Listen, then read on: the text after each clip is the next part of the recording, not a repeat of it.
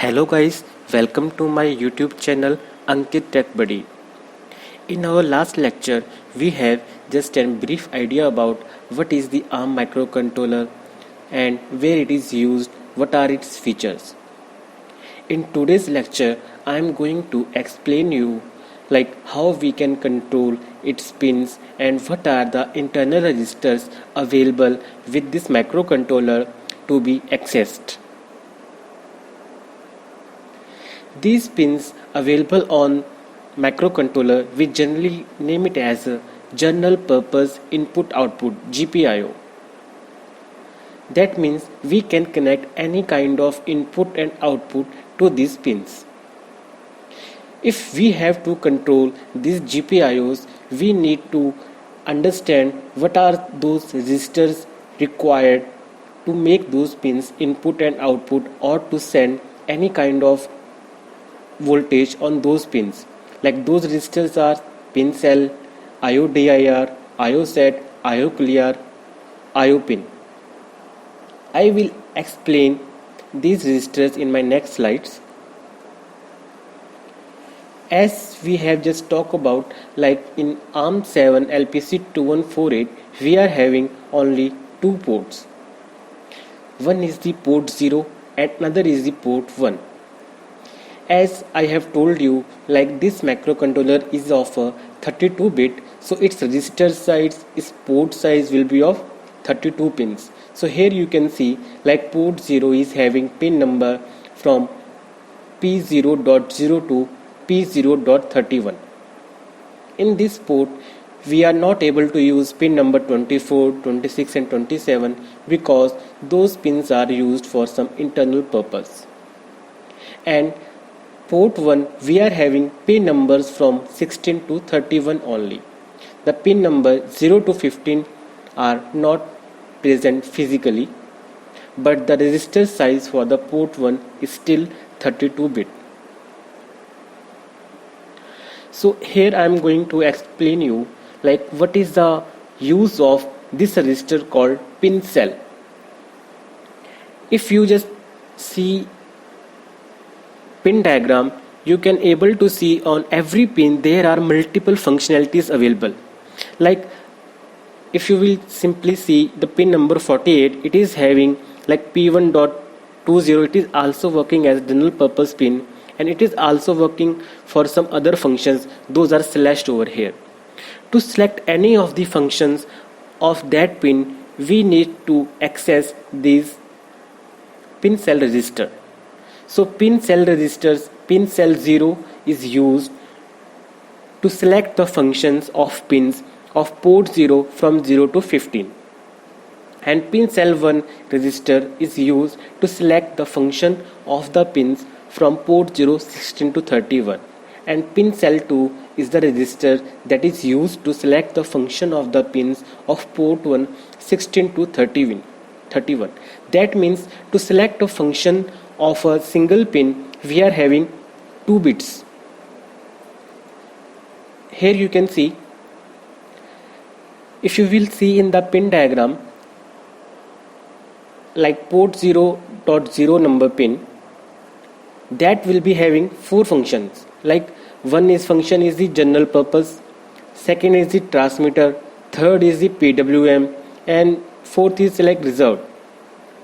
So in order to select any of the function out of it, we have to pass these values to the pin cell register. Suppose we have to make port 0.0 pin as a general purpose, we need to pass in pin cell 0 G as a 00. If we have to select the transmitter function, TXD function of that pin, then we need to pass on pin cell registers as a 01. So this is the functionality that is defined for the pin cell registers. After that, there is a register called IO DIR. This is the input output direction register that is used to control pins input and output direction. Suppose if we are connecting any output device like any LED to our pin, in that case we have to define that pin as an output. If we are taking any input from that pin, like suppose we are connecting any switch over there, in that case we have to make that pin as a input. So to define that input and output, we are having a register called IODIR, input output direction. In these registers, here you can see there are two methods to pass values inside these registers. IODIR 0, 0 means like we are reference to the port 0, like we are making the directions of the port 0. So here you can see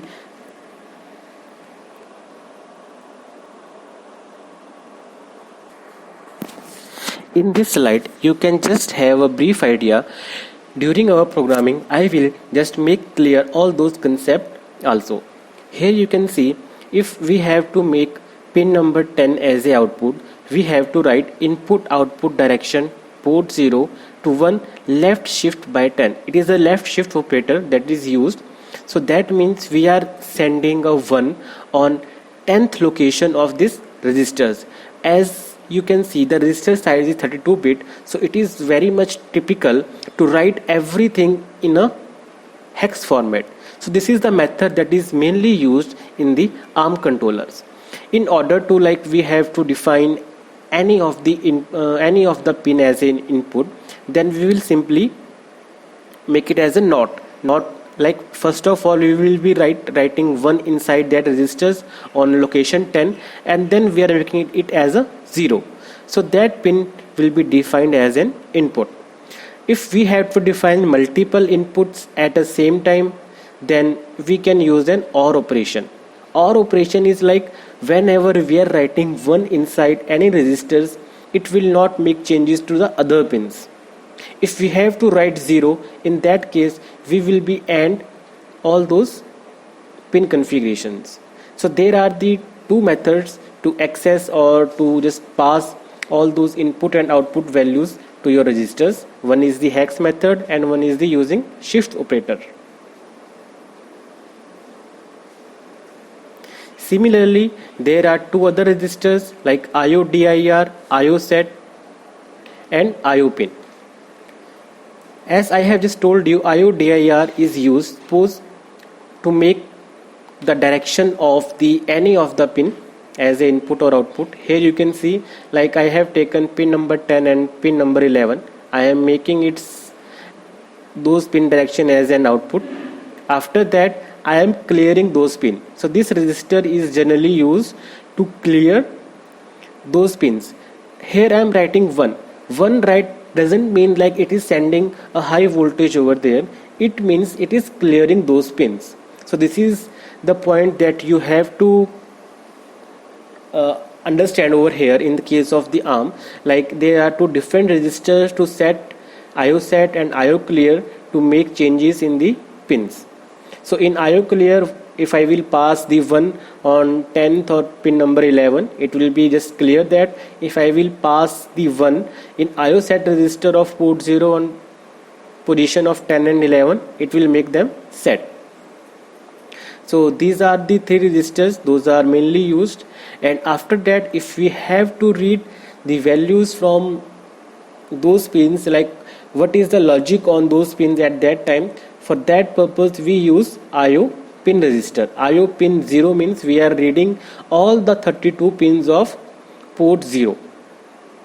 If we have to read a particular pin number, in that case you can use like this, IO pin port 0 and with pin number. Like if we have to read pin number 10, then we have to shift it by 10 and we are ending it with the IO pin registers.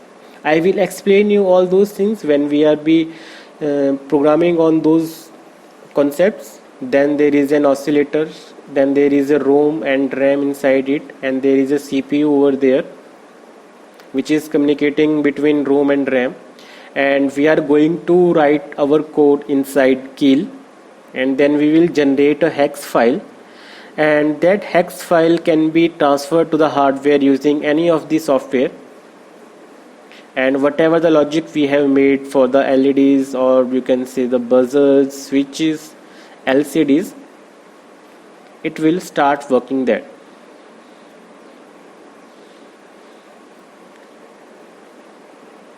So like we will be writing a code in C language, and then we will be compile and generate a hex file of that. Then we will transfer that hex file inside the microcontroller. So this is the whole process of working over here.